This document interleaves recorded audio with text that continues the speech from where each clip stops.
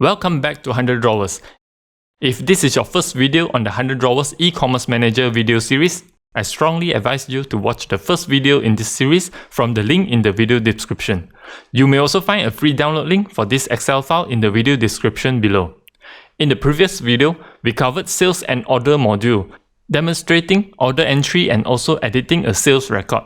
After the order entry, we printed a packing list. The packing list can also be printed in the packing list module. In the packing list module, we can call up an order by input the invoice number in this cell. If the order has shipping subsidy and remark, they will show up here, otherwise it is just empty. This list of transaction amounts can be toggled on or off. To do this, click on the System Preferences on the bottom left. Toggle the transaction amount using this cell. Turning it off will make the transaction amount not to be shown the next time you recall an order in the packing list, or click on the Print Packing List in the Sales and Order form.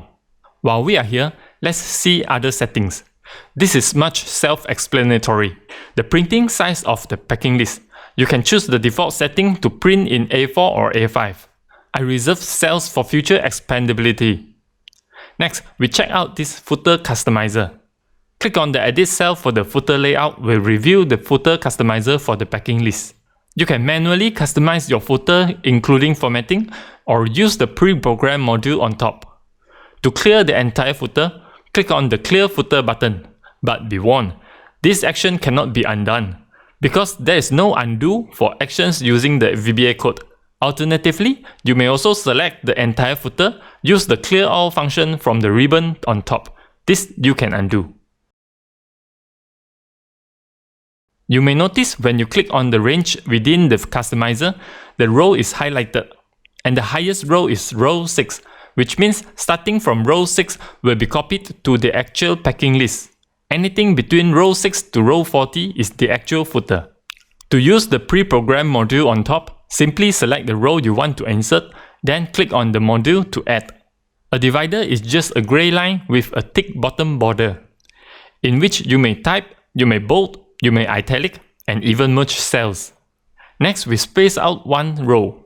Insert the packing material module. This module is based on the information from the packing materials in the System Preferences. As mentioned in the System Preferences video, this section is to let the packing staff to know which packing material is cheaper to use. Again, we space out one row, add in other remark. Then signature left, signature right.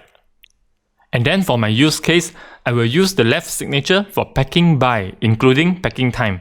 Use the right signature for data entry by. You may customize it to your needs.